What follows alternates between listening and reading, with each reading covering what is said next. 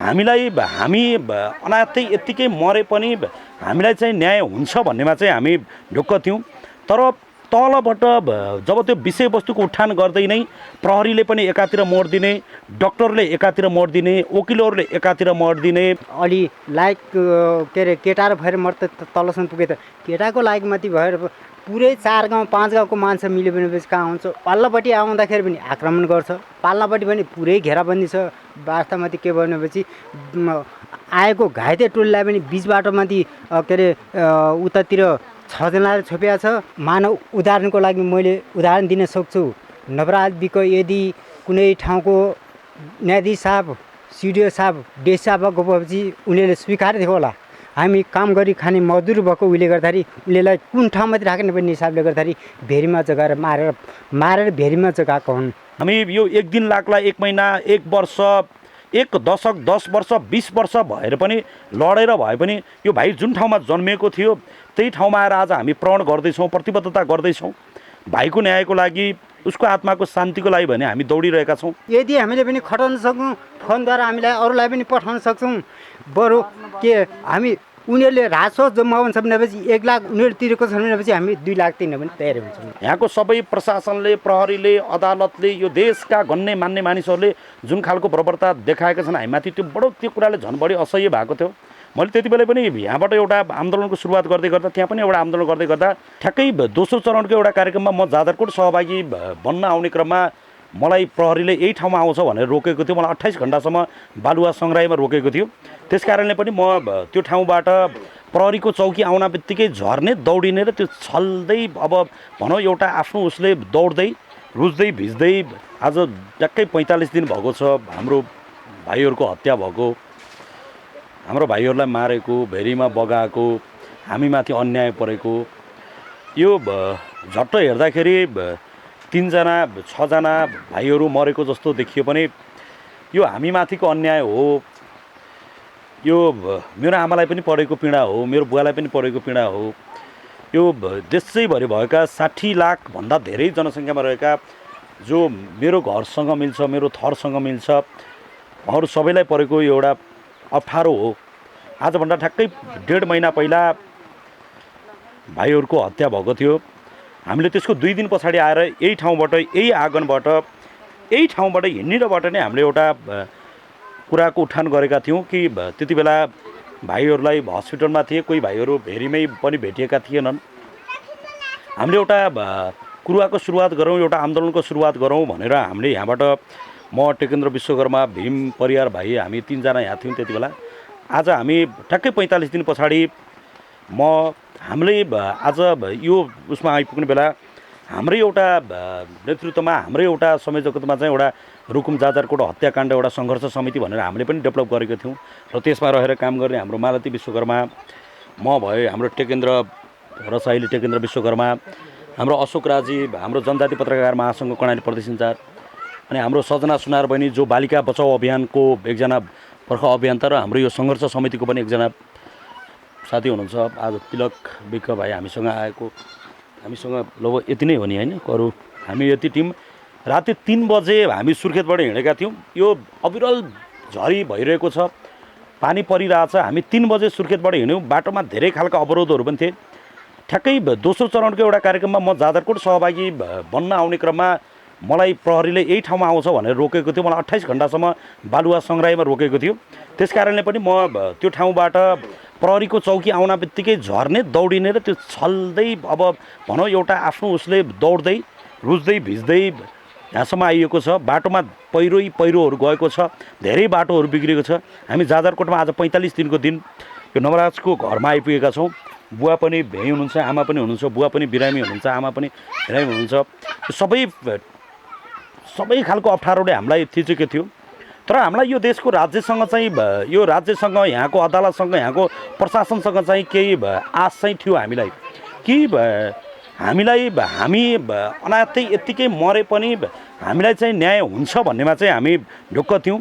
तर तलबाट जब त्यो विषयवस्तुको उठान गर्दै नै प्रहरीले पनि एकातिर मोड दिने, डक्टरले एकातिर मोड दिने, वकिलहरूले एकातिर मोड दिने, सबैले घटनालाई दायाँ बायाँ पार्दै हामीलाई कमजोर हामीले महसुस गरेका छौँ। आज हामी यति धेरै कमजोर महसुस गरेका छौँ कि यो राज्य हाम्रो हो कि होइन, यो राज्यका हामी नागरिक हौँ कि होइन भन्ने कुरा यति धेरै कमजोर महसुस गरेका छौँ। हामीलाई हिँड्नै रोकिएको छ, बोल्नै रोकिएको छ, बाटोमै छेकिएको छ। तैपनि हामी हाम्रो न्यायको लागि हामी आफ्नै न्यायको लागि लडिरहेछौँ। ठ्याक्कै हेर्दाखेरि नवराजको आमा, नवराजको बुवा पीडामा हुनुहुन्छ, अलिक बढी पीडामा हुनुहुन्छ, किनकि उहाँको कोखको एउटा सन्तान गुमाउनु भएको छ। तर हाम्रो पनि भाइ गुमेको छ। यो हाम्रो समुदायमाथिको आक्रमण हो, यो हामीमाथिको अन्याय हो।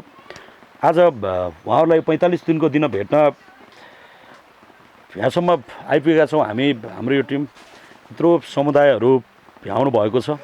म सबैलाई फेरि पनि विनम्रतापूर्वक अपिल गर्न चाहन्छु, यो अप्ठ्यारो परिस्थितिमा यो न्यायको लागि सबैलाई एक ठाउँमा उभिदिनको लागि म अपिल गर्न चाहन्छु। हामी यो एक दिन लाग्ला, एक महिना, एक वर्ष, एक दशक, 10 वर्ष, 20 वर्ष भएर पनि लडेर भए पनि यो भाइ जुन ठाउँमा जन्मिएको थियो त्यही ठाउँमा आएर आज हामी प्रण गर्दैछौँ, प्रतिबद्धता गर्दैछौँ भाइको न्यायको लागि, उसको आत्माको शान्तिको लागि भने हामी दौडिरहेका छौँ। जिउँदो मान्छे कसैले फकाइ फुलाइ गर्दा पनि फकिन सक्ला, तर मरेर गएको मान्छेको एउटा आत्माको शान्तिको, ती भाइहरूको आत्माको शान्तिको लागि भने हामीले लड्ने एउटा प्रतिबद्धता व्यक्त गरेका छौँ। हामीले केही दिन अगाडि पनि जुन दिन रुकुम अदालतले एउटा निर्णय गरेर केही मानिसहरू छुटे, त्यो घटनामा संलग्न भनिएका केही मानिसहरू छुटेपछि हामी बिहान राति 8 बजेदेखि बिहान 8 बजेसम्म पनि हामीले सुर्खेतमा पनि धर्ना दिएका थियौँ, लालटिन बालेर हामी खोजिरहेका थियौँ। आज फेरि त्यसैलाई पछ्याउँदै हामीलाई केही देश विदेशबाट केही साथीहरूले पनि सहयोग गर्नुभएको छ। केही साथीहरूले पनि यो दुःखको घडीमा, यो बर्सातको समय छ, यो अलिकता भौगोलिक दृष्टिकोणले पनि अलिकता अप्ठ्यारो ठाउँ भएको भएर उहाँहरूको अन्यायमा केही सहज होस्, केही कुरा सहज होस् भनेर केही पैसाहरू पनि सहयोग गरिदिनु भएको छ। त्यो सहयोगको पैसाहरू पनि देश तथा विदेशबाट, धेरै ठाउँबाट, धेरै व्यक्तिहरूबाट, हाम्रै समुदायबाट, अरू समुदायहरूबाट पनि हामीलाई सहयोगहरू गरिदिनु भएको थियो। हामीलाई यहाँसम्म, यो टिमलाई यहाँसम्म आउनलाई पनि धेरैले सबै खालका सहयोगहरू गरिदिनु भएको थियो। तपाईँहरू सबैलाई धेरै धेरै धन्यवाद दिन चाहन्छु। आमा पनि यही हुनुहुन्छ, बुवा पनि यहाँ हुनुहुन्छ। यो एउटा क्वेसन एन्सर जस्तो सोधौँ, तपाईँलाई के छ कस्तो छ भनेर सोधौँ भने यो हाम्रै आफ्नै पीडा हो। यो उहाँको मनमा जे लागेको छ, मेरो मनमा वा हामी यहाँ उपस्थित सबैको मनमा त्यही कुरा लागिरहेको छ। तर यो पछिल्लो समय राज्यले हामीमाथि जुन खालको बर्बरता देखाएको छ, यहाँको सबै प्रशासनले, प्रहरीले, अदालतले, यो देशका गन्ने मान्ने मानिसहरूले जुन खालको बर्बरता देखाएका छन् हामीमाथि, त्यो कुराले झन् बढी असह्य भएको थियो। मैले त्यति बेला पनि यहाँबाट एउटा आन्दोलनको सुरुवात गर्दै गर्दा, त्यहाँ पनि एउटा आन्दोलन गर्दै गर्दा यो देशको गलत व्यवस्थाको कारणले गर्दा हामी मर्न परेको हो। त्यस कारणले गर्दाखेरि यो देशका मानिसले घुँडा टेकेर हामीसँग माफी मागेर प्रति परिवार 1 करोडको दरले क्षतिपूर्ति दिएर हामीसँग जबसम्म माफी माग्दैन, हामीलाई, हाम्रा भाइहरूलाई जबसम्म शहीद घोषणा गर्दैन, कानुनै संशोधन गरेर भए पनि हामीलाई पनि यो समाजमा मान्छे भएर बाँच्न पाउने कुराको जबसम्म ग्यारेन्टी गर्दैन तबसम्म हामी लडिरहन्छौँ। त्यो हिजो पनि बोलेका थियौँ, आज पनि बोलेका छौँ। यो 10 वर्ष लागे पनि हामी लडेरै छड्छौँ जबसम्म यो भाइहरूलाई न्यायको लागि, उनीहरूको क्षतिपूर्तिका लागि, उनीहरूको माथिको, हामी माथिको बर्बरताको लागि यो प्रदेशको सरकार हेर्ने छ। यो सरकार एकजना पनि आजसम्म कोही पनि हाम्रो अगाडि उपस्थित भएका छैनन्। यहाँको सरकार भएको हामीले महसुस गरेका छैनौँ। यो रात दिन यो झरी परिरहेको छ। यो झरी पर्दै गर्दा हामी यो ठुलो अप्ठ्यारो परिस्थितिलाई सिचल्दै यहाँसम्म आएका छौँ। आमालाई केही भन्न मन छ? हजुरलाई केही कुरा गर्न मन छ?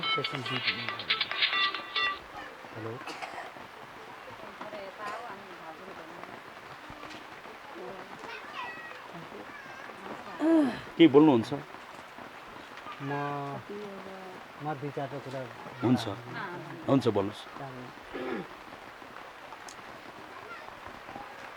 हत्याको बारेमा त सबैलाई थाहा होला, किन भन्दाखेरि यो चाहिँ नवराज भन्ने कुरो यो दलित जातिको मान्छे भएर बिक भएर मात्रै तिनीहरूले चाहिँ उभेर हत्या गरेको हुन्।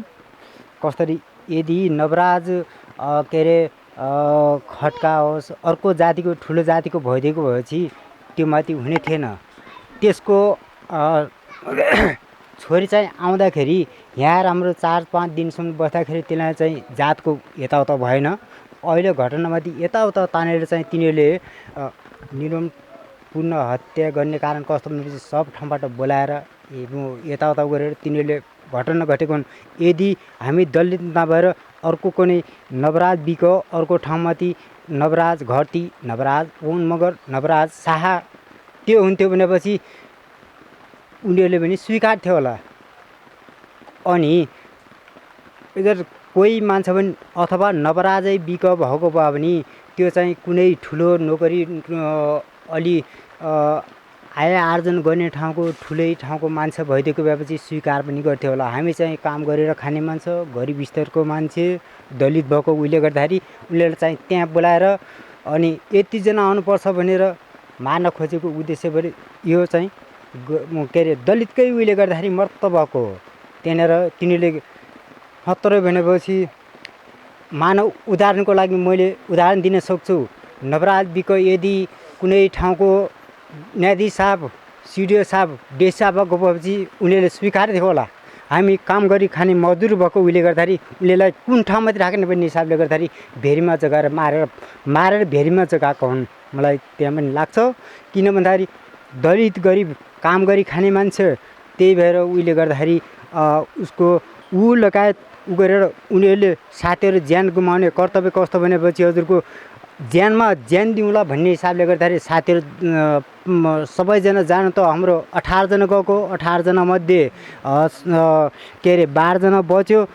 जहिले ज्यान दिन्छु भनिनु भने थियो, साथमा लागेको मान्छेलाई चाहिँ निर्मम त हत्या गरेर बाहिरदेखि उनीहरूले चाहिँ नदीमा फालेको हुन्। जहिले चाहिँ के गर्यो भनेपछि तिनीहरूले के गर्यो भनेपछि नवराजको साथीहरू जुन जुन थिए मिल्ने साथीहरू त्यो माथि उभेर उनीहरूलाई चाहिँ निर्ममता रूपमाथि बाहिर हत्या गरेर तिनीहरूलाई चाहिँ नदीमा फालेको हो।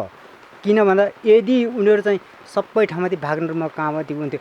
हजुरहरूले पनि देखिने कुरा छ। त्यहाँदेखि हामीले पनि म पनि त्यहाँ गएर हेरेको थिएँ। घटनास्थल पनि हेर्दाखेरि ढुङ्गा हानेको कति छ भनेपछि सामान्य पुरै मैले आँखाले देखेको मात्र 1 टरको ढुङ्गा छ। त्योबाट पनि बचेर फत्की यताउता गरेर अलि लाइक के अरे केटा र भएर मर्त तलसम्म पुगे त केटाको लाइकमाथि भएर पुरै 4 गाउँ 5 गाउँको मान्छे मिल्यो भनेपछि कहाँ हुन्छ। पल्लोपट्टि आउँदाखेरि पनि आक्रमण गर्छ, पाल्लोपट्टि पनि पुरै घेराबन्दी छ। वास्तवमाथि के भनेपछि आएको घाइते टोलीलाई पनि बिच बाटोमाथि के अरे उतातिर 6 जनाले छोपिएको छ, यतातिर 5 जनाले छोपिएको छ। यतातिर पनि पुलिसको पनि अलिकति गद्दारी भएको छ। 2टा पुलिस गएर एउटा सिटी बजाएर पुलिसले उ गर्न सक्छ के? त्यत्रो घटनामाथि के 2टा पुलिस मर्त जान्छ? त्यो बाइक चलाएर जान्छ? अनि त्यत्रो घटना भएपछि सिल किन गर्न सकेन त्यहाँनिर? यदि त्यो दिनमाथि गर्न सकेन्थ्यो, लास भेटिसकेको थियो। नवराज बिगको पहिलो दिनमाथि लास भेटिएको थियो, अनि किन सिल गर्न सकेन? त्यहाँको के हो त्यो उसको के जनाजनको उसमा लाग्यो हो त्यो? भोलि बिहान त्यो भनेर राज्यले कुनै हालत लिनु पनि मान्दैन। किन मानव उदाहरणको लागि मैले के भन्छु भनेपछि त्यो दिनमाथि नवराजको लास भेटिएको थियो हो। अनि त्यहाँदेखि पुलिसले कहाँ 2टा पुलिस आएर एउटा हल्दार आएर पुलिसले उ गर्न सक्छ? त्यो माथि के नियन्त्रण गर्न सक्छ के? मिले महत्त्व जस्तो पनि लाग्छ है मलाई त। किन भन्दाखेरि नत्र भनेपछि 2टा मात्र आएर त्यो ऊ हुँदैन नि त। कसरी आउँदैन भनेपछि भोलि बिहान नत्र भनेपछि त्यो दिनमाथि त सिल गरेको पनि हुनुपर्थ्यो। सिल किन गरेन? ऊ मैले सोद्धाखेरि के भन्छ भनेपछि तल खोलातिर खोज्न गएको छौँ गरे। खोलातिर खोज्न जान्छ कि घटनास्थलमा जान्छ भनेको त्यहाँको पुलिस पनि। मलाई चाहिँ त्यहाँनिर दुःखद लाग्यो। अनि त्यहाँदेखि त्यसको मेरो छोराको लास देखाउँदाखेरि मैले के भनेपछि त्यो पुलको बिचमाथि थियो हजुरको। पल्लोपट्टिबाट हेर्दाखेरि पनि देखिनँ, पल्लोबाट हेर्दा पनि देखिनँ। भेस्टरले गर्दाखेरि मैले चिन्दाखेरि त्यहाँको हल्दार 1 जना गएको थियो, 2 ठाउँको हल्दार गएको थियो। त्यसको नाम पनि थाहा छ, त्यसको मैले बुझिरहेको छु। ऊ केटीको लास हो भने भन्छ मलाई चाहिँ नजिकै जान नदिने भयो। तिमीहरू चाहिँ पुलको उ गर्न आएको, ड्युटी गर्न आएको कि यो लासको ड्युटी गर्न आएको? भोलि बिहान माथिदेखि भेल परिरहेछ, यो लास भोलि बिहान उँधोतिर गयो भनेपछि तिमीहरूलाई पनि जेलमा राख्छु। यदि अर्को लास छ भने के यस्तो गरी हाल, मलाई जेलमा हाल, मैले उहाँमाथि कारागारमा हाल, हतकटी हाल भन्ने हिसाबले गर्दाखेरि मैले कुरा गर्दाखेरि पछाडि गर्दाखेरि 1 बत्ती त्यो बिचमाथि भन्दा पनि ऊ ठुलो गालो उतातिर, त्यो सानो गालो यतातिर ढुङ्गामाथि अड्डिएको। अर्को ठाउँमाथि मैले साइडमाथि त्यति बेला उनीहरूलाई पुलिसलाई पनि भनेर डिएसएफलाई फोन गर, यदि अर्को केटीको लास रहेछ भनेपछि मलाई चाहिँ जेलमा हाल भनिन मैले त्यहाँसम्म पनि भनेको। अहिले चाहिँ गर्दा के भनि भन्छ त्यो आमा चाहिँ यहाँदेखि उ गरेर ए फलानु मान्छे अध्यक्षज्यू ऊ के अरे 500 गाडी ल्याउनुपर्छ, यताउता गर्नुपर्छ भन्ने ऊ चाहिँ 1 लाखमा छुट्छ भनेपछि भोलि मैले पनि पठान्छु यहाँदेखि फोन गरेर हामी 2 लाखमा छुन्न पाउँछ कि पाउँदैनौँ यो चाहिँ नेपाल सरकारले राम्रोसित ध्यान गरेर सुन्नुपर्छ। नत्र भनेपछि हामी पनि पठाउन सक्छौँ। एउटा छोरा थियो त्यसैमाथि यताउता गरेर हामी राखिरहेका थियौँ। यदि हामीले पनि खटाउन सक्छौँ फोनद्वारा हामीलाई अरूलाई पनि पठाउन सक्छौँ। बरु के हामी उनीहरूले राजस्व जम्माउँछ भनेपछि 1 लाख उनीहरू तिरेको छन् भनेपछि हामी 2 लाख तिर्न पनि तयार हुन्छौँ।